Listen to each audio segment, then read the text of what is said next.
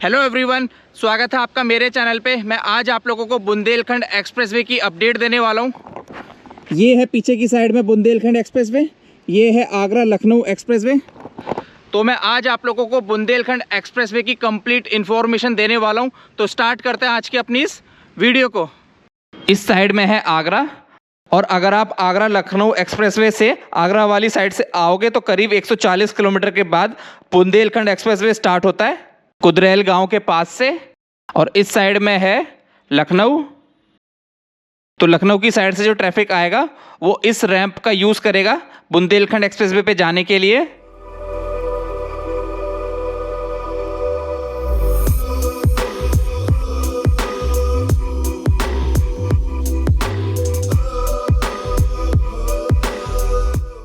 और ये जो आपको यहाँ पे ये घर बने हुए नज़र आ रहे हैं, ये है कुदरेल गांव। और आगरा की साइड से जो ट्रैफिक आएगा वो यहाँ से आके ऐसे पूरा घूम के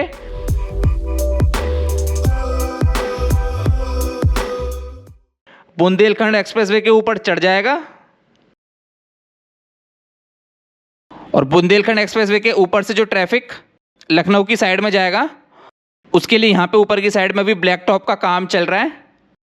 तो ये जो यहाँ पे इंटरचेंज बनाया गया है, यहाँ पे अभी फिनिशिंग का काम बाकी रह गया था, तो एंट्री अभी अलाउ नहीं थी, इसलिए मेरे को यहाँ पे ऊपर की साइड में नहीं जाने दिया गया।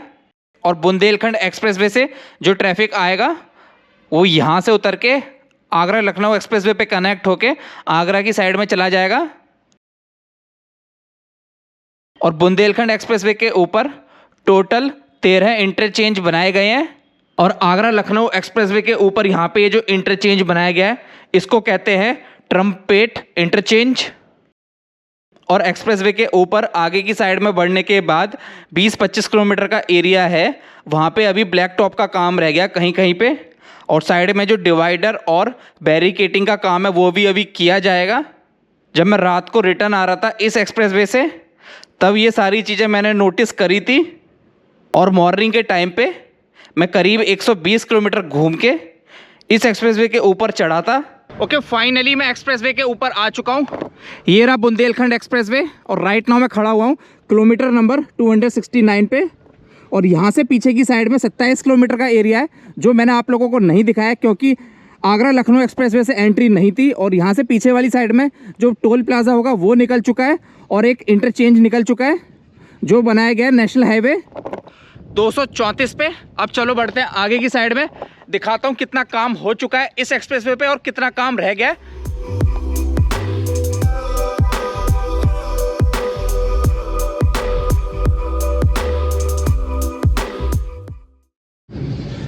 अभी मैं रॉन्ग साइड में चल रहा हूँ, और देख सकते हो इस साइड में यहाँ पे जो लेन डिवाइड करने की मार्किंग होगी उसका काम नहीं हुआ है। और लेफ्ट साइड में देख सकते हो यहाँ पे अभी रोड बनाने का जो काम है वो चल रहा है। यहाँ पे मशीनें खड़ी हुई हैं, तो गाड़ी बहुत ध्यान से चलानी पड़ रही है क्योंकि कभी भी कोई भी पैच ऐसा आ सकता है जो ना बनाओ।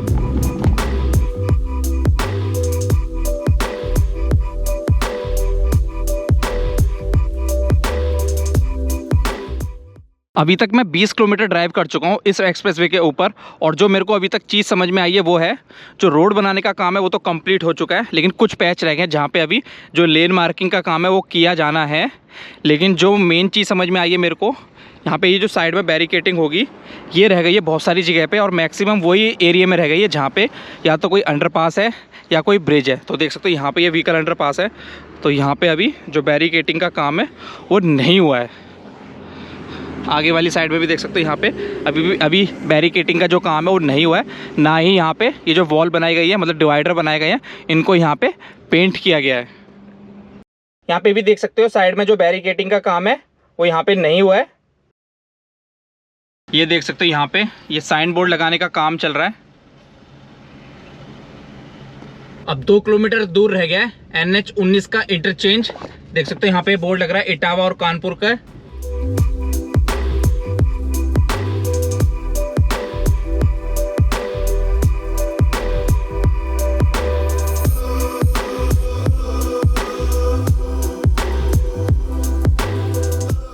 ओके, ये होगा इंटरचेंज जो बनाया गया है नेशनल हाईवे 19 पे।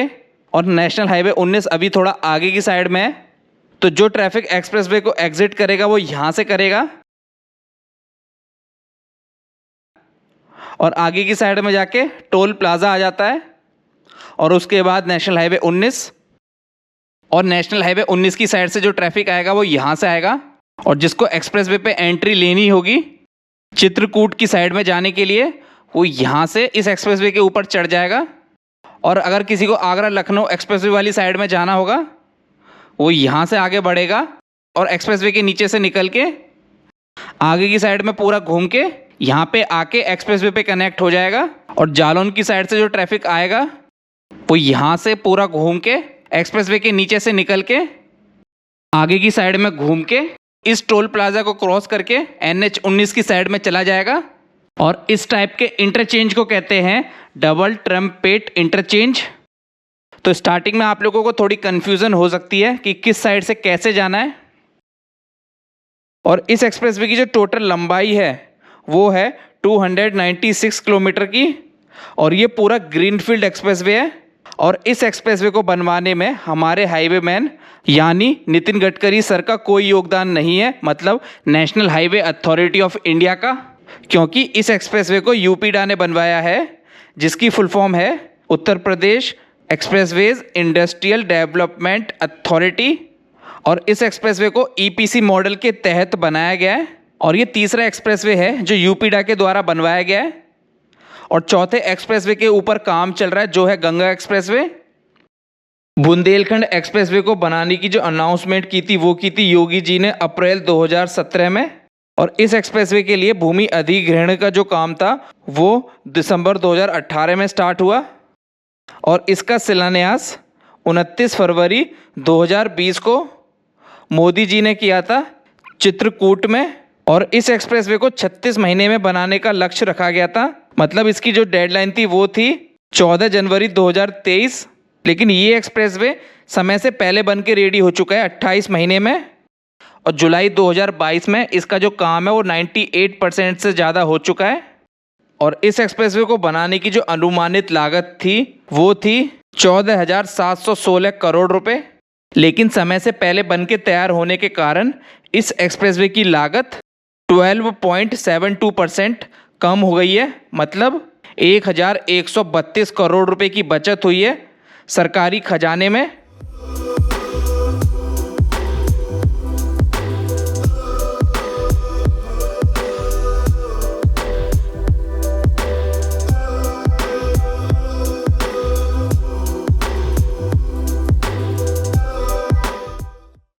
और ये आ गया नेशनल हाईवे 19। तो यहाँ पे ये जो इंटरचेंज बनाया गया है ये करीब 2 किलोमीटर लंबा इंटरचेंज बनाया गया है। आप सैटेलाइट व्यू के साथ में भी देख सकते हो किस टाइप का ये इंटरचेंज है। और जहाँ पे भी इंटरचेंज होगा इस एक्सप्रेसवे के ऊपर वहीं पे आप लोगों को स्ट्रीट लाइट्स देखने को मिलेंगी, सेम वैसे ही जैसे आगरा लखनऊ एक्सप्रेसवे के ऊपर है। बुंदेलखंड एक्सप्रेसवे 4 लेन का एक्सिस कंट्रोल्ड एक्सप्रेसवे है और फ्यूचर में इसे 6 लेन तक चौड़ा किया जा सकता है। और इसकी जो राइट ऑफ वे है वो 110 मीटर की है। और ये एक्सप्रेसवे उत्तर प्रदेश के 7 जिलों से होकर गुजरता है। पहला है इटावा, औरैया, जालौन, हमीरपुर, महोबा, बांदा और चित्रकूट। इस एक्सप्रेसवे के दोनों साइड में 7 लाख पेड़ लगाए जाएंगे जिससे इन्वायरमेंट को बहुत फ़ायदा होगा। चलो बढ़ते हैं आगे की साइड में। अब थोड़ी देर में यमुना रिवर आने वाली है और ये एक्सप्रेसवे टोटल 8 नदियों के ऊपर से गुजरता है। और जो 8 नदियां हैं वो हैं बागेन, केन, श्यामा, चंदावल, बिरमा, यमुना, बेतवा और सेंगर।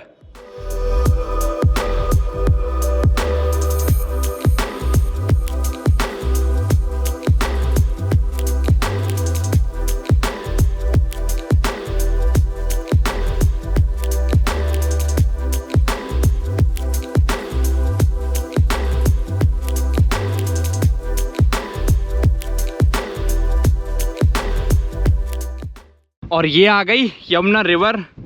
पता नहीं आपको कैमरे पे कितना पता चल रहा है, बहुत मैसिव लग रही है, चौड़ाई देख सकते हो। चलो यहाँ का ड्रोन शॉट देता हूँ मैं आप लोगों को।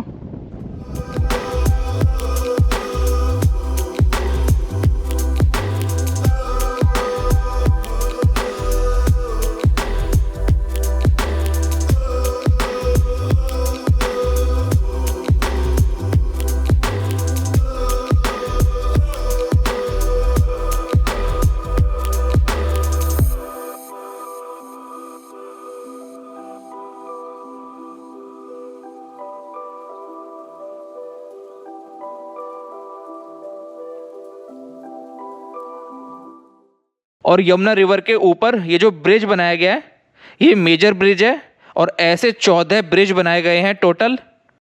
इसके साथ साथ 4 railway overbridge, 18 flyover, 19 vehicle underpass, 6 toll plaza, 7 ramp toll plaza बनाए गए हैं इस एक्सप्रेसवे के ऊपर।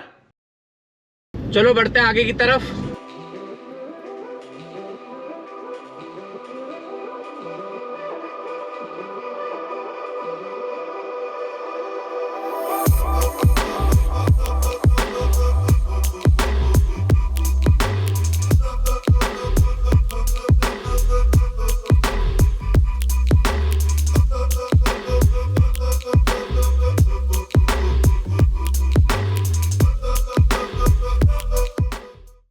ओके, यहाँ पे ये बोर्ड लग रहा है रेस्ट एंड सर्विस एरिया का, 2 किलोमीटर दूर है।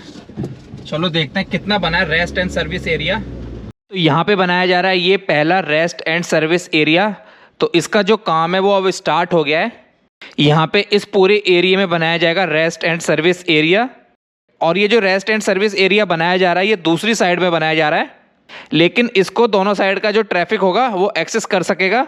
आगरा लखनऊ एक्सप्रेसवे की साइड से जो ट्रैफिक आएगा वो एक्सप्रेसवे से नीचे उतर के यहाँ से इस अंडरपास का यूज़ करके रेस्ट एंड सर्विस एरिया में चला जाएगा और वापस चित्रकूट की तरफ जाने के लिए अंडरपास का यूज़ करके यहाँ से एक्सप्रेसवे के ऊपर चढ़ जाएगा।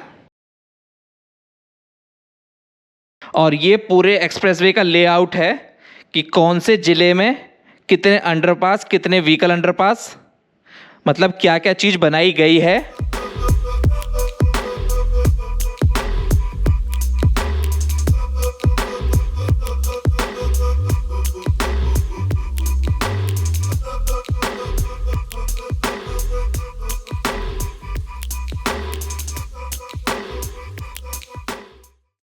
चलो बढ़ते हैं आगे की साइड में। अब थोड़ी देर के बाद चौथा इंटरचेंज आने वाला है इस एक्सप्रेसवे का।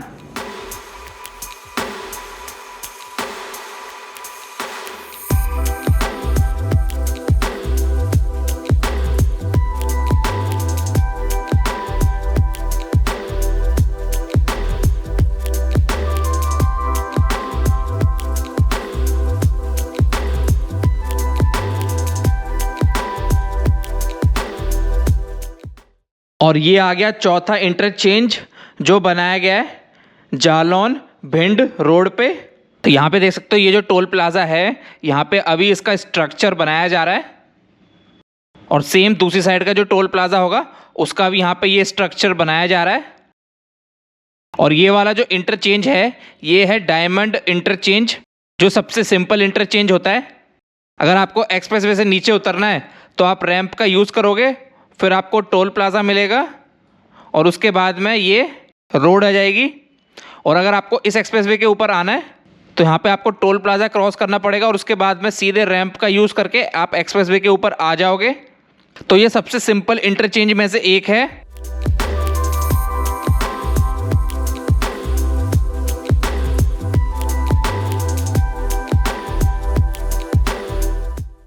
चलो अब मैं आप लोगों को दिखाता हूँ हमारी वाली साइड में जो रेस्ट एंड सर्विस एरिया होगा, मतलब आगरा लखनऊ एक्सप्रेसवे की साइड से जब हम आएंगे उस पर कितना काम कंप्लीट हो गया है।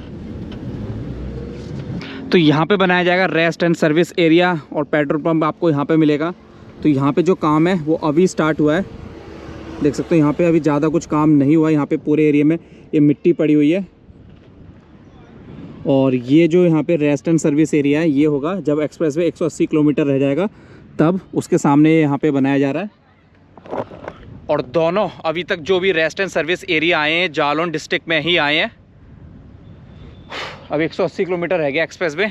चलो थोड़ा रेस्ट लेते हैं फिर बढ़ते हैं आगे की साइड में।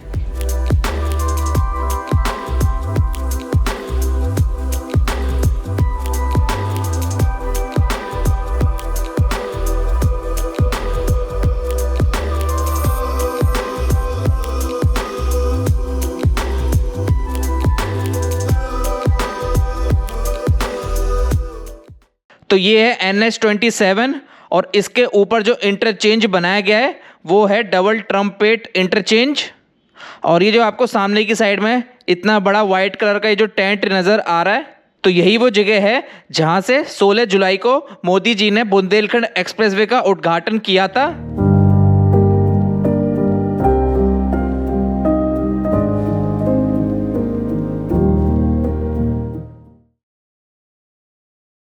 और ये आ गया एक और इंटरचेंज जो बनाया गया है स्टेट हाईवे 21 पे, और ये है डायमंड स्टाइल इंटरचेंज। तो एक्सप्रेसवे से जो ट्रैफिक आएगा वो यहाँ से इस रैंप का यूज़ करके नीचे उतर के टोल प्लाज़ा को क्रॉस करके स्टेट हाईवे 21 पे चला जाएगा। तो यहाँ पे जो टोल प्लाज़ा बनाया जाएगा उसके स्ट्रक्चर का यहाँ पे अभी काम चल रहा है, फिनिशिंग का।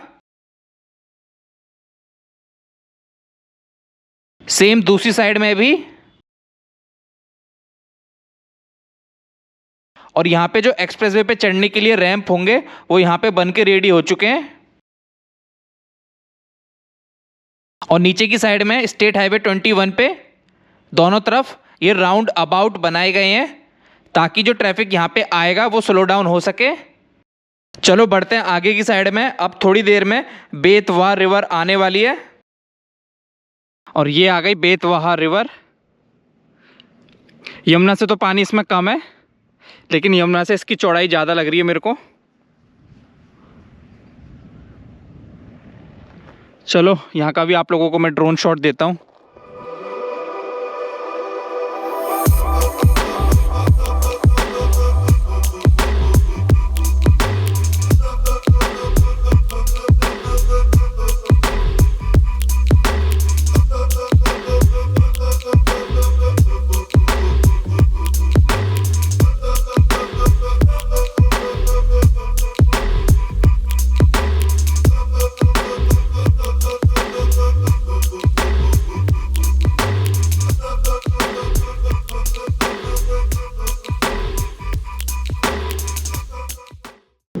चलो बढ़ते हैं आगे की साइड में। और ये जो बेतवा रिवर है ये बुंदेलखंड एक्सप्रेसवे को हमीरपुर डिस्ट्रिक्ट में क्रॉस करती है।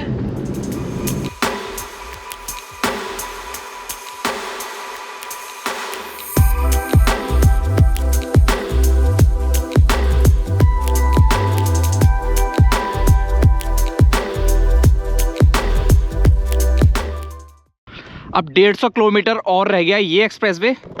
और अभी तक जो मेरे को सबसे अच्छी बात लगी इस एक्सप्रेसवे के ऊपर वो है ये जो यहाँ पे ये जो वाइट स्ट्रिप बनाई गई है, ये नॉर्मल स्ट्रिप नहीं है जैसे आगरा लखनऊ एक्सप्रेसवे पे है या यमुना एक्सप्रेसवे पे है। इसके ऊपर ना छोटे छोटे हम्प से बनाए गए हैं स्पीड ब्रेकर से।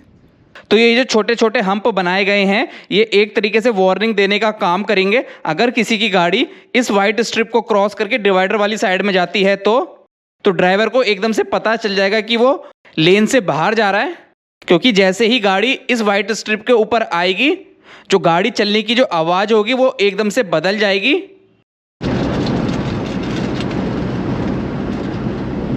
कुछ इस तरह। और मैंने इस एक्सप्रेसवे के ऊपर सुबह ड्राइव करना स्टार्ट किया था जब बोर्ड आया था 269 किलोमीटर का, और अब मैं 150 किलोमीटर के बोर्ड पे पहुंच चुका हूं। तो जो रोड्स बनाने का काम है वो पूरी तरीके से कंप्लीट हो चुका है, इसीलिए इस एक्सप्रेसवे को ओपन कर दिया है। लेकिन जो रोड्स का काम है वो 98% ही कंप्लीट हुआ है।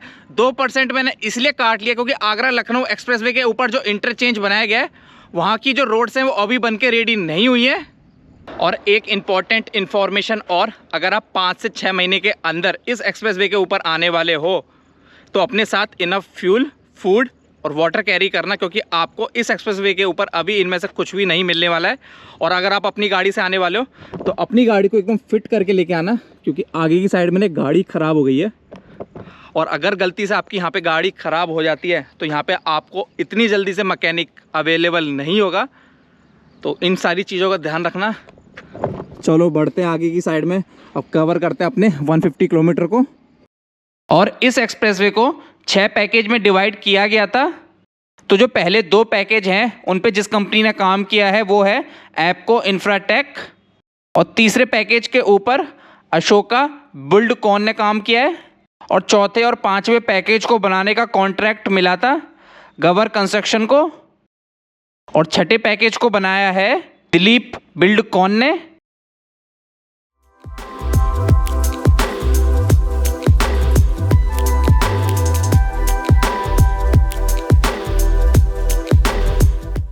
और ये आ गई विरमा रिवर। इसके अंदर ज़्यादा पानी नहीं है ना, उस साइड में मेरे को दिख रहा है ज़्यादा पानी, इसीलिए मैं यहाँ का आप लोगों को ड्रोन शॉट नहीं दिखा रहा हूँ। चलो बढ़ते हैं आगे।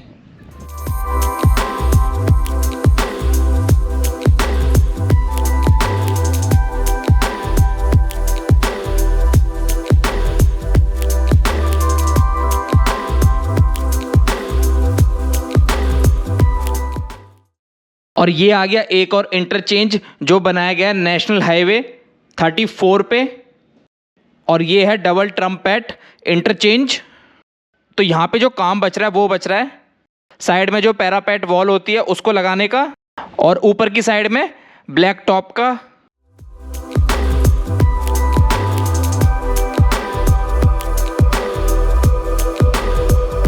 बुंदेलखंड एक्सप्रेसवे के बनने से बुंदेलखंड का ये इलाका राज्य की राजधानी लखनऊ तथा देश की राजधानी दिल्ली से डायरेक्ट कनेक्ट हो जाएगा। इस एक्सप्रेसवे के बनने से पहले जहां दिल्ली पहुंचने में 10 से 12 घंटे लगते थे, अब 6 से 8 घंटे में दिल्ली पहुंचा जा सकेगा। और ये एक्सप्रेसवे इस इलाके के लिए गेम चेंजर साबित होगा, क्योंकि इसके बनने से यहाँ पे अब बहुत सारी इंडस्ट्रीज लगाई जाएंगी, जिससे यहाँ के युवाओं को रोजगार मिलेगा। और बांदा और जालौन में इंडस्ट्रियल कॉरिडोर तथा चित्रकूट और झांसी में डिफेंस कॉरिडोर बनाने का जो काम है वो स्टार्ट भी हो चुका है। और ये आ गई केन रिवर, इसके अंदर पानी भी है और इसका साइज भी बड़ा है। यहाँ का देंगे हम आप लोगों को ड्रोन शॉट।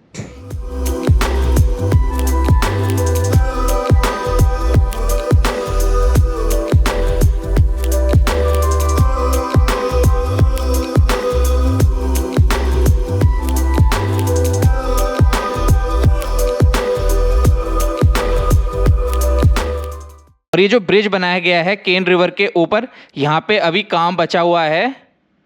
यहाँ पे एक साइड का ब्लैक टॉप का काम रह गया है और दोनों साइड में यहाँ पे अभी जो लेन मार्किंग का काम है वो किया जाएगा। और यहाँ पे अभी साइड में जो डिवाइडर होगा उसको भी यहाँ पे बनाया जाएगा, और यहाँ पे अभी बैरिकेटिंग का भी काम रह गया है। तो इस ब्रिज के ऊपर अच्छा खासा काम रह गया है अभी।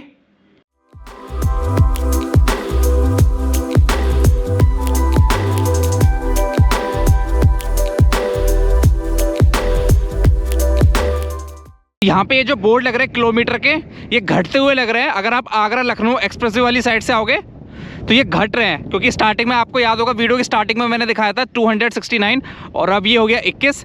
और अगर आप इस साइड से आओगे मतलब, और चित्रकूट वाली साइड से अगर आप आओगे तो आपको देखने को मिलेंगे 1 2 3 4, इसीलिए यहाँ पे देख सकते हो लिखा हुआ है 21। इसके बाद 22 23 24 आता चला जाएगा, और जहाँ पे ये एक्सप्रेसवे एंड होगा वहाँ पे लिखा आएगा 296 किलोमीटर। और ये आ गया लास्ट टोल प्लाजा जो है चित्रकूट से अराउंड 4-5 किलोमीटर पहले। तो अगर आप आगरा लखनऊ एक्सप्रेसवे से आओगे चित्रकूट तो आपको एक स्टार्टिंग में टोल प्लाजा मिलेगा, और उसके बाद ये टोल प्लाजा मिलेगा। आपको बीच में और कोई टोल प्लाजा क्रॉस नहीं करना होगा। आप जहाँ पे एग्जिट करोगे इस एक्सप्रेसवे पे, आपको सिर्फ वहीं पे ही टोल प्लाजा मिलेंगे। और यहाँ पे ये जो टोल प्लाजा बनाया गया है, इसका जो स्ट्रक्चर है वो बन के रेडी हो चुका है। यहाँ पे अभी टोल बूथ बनाए जाएंगे, उसके बाद उसमें पूरा सिस्टम इंस्टॉल किया जाएगा। और यहाँ पे जो टोल प्लाजा की जो बिल्डिंग होगी उसको अभी यहाँ पे बनाया जा रहा है। चलो बढ़ते हैं टोल प्लाजा से आगे की साइड में, जहाँ से ये एक्सप्रेसवे स्टार्ट हो रहा है। अराउंड 5 किलोमीटर का डिस्टेंस रह गया है।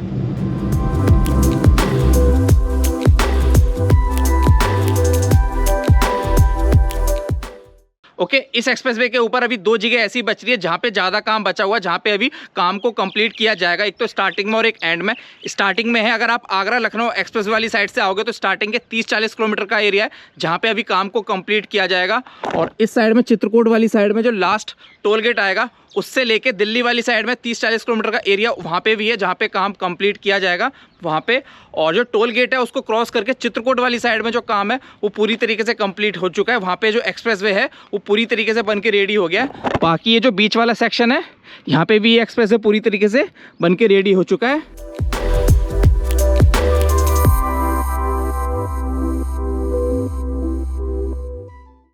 और ये आ गया लास्ट इंटरचेंज इस एक्सप्रेसवे का। यहाँ से आप नीचे उतर जाओगे तो आप चित्रकूट और प्रयागराज की साइड में चले जाओगे। और ये है NH35, जहाँ पे आके ये एक्सप्रेसवे एंड होता है। और यहाँ से आगे की साइड में घूम के NH35 पे आने के बाद ये आ जाता है यहाँ पे भरतकूप गांव, जहाँ पे आके ये एक्सप्रेसवे एंड हो जाता है। तो बस इस वीडियो को करते हैं यहीं पे ख़त्म। उम्मीद करता हूँ अपडेट आप लोगों को अच्छी लगी होगी बुंदेलखंड एक्सप्रेसवे की। अगर आप लोगों को ये वीडियो अच्छी लगी है तो वीडियो को एक लाइक दे देना। मैंने बहुत मेहनत करी है इस वीडियो को बनाने में। और अगर आप मेरे चैनल पे पहली बार आए हो तो चैनल को करना सब्सक्राइब, ऐसे प्रोजेक्ट्स की रेगुलर अपडेट देखने के लिए। मैं मिलता हूँ अब आपसे नेक्स्ट वीडियो में।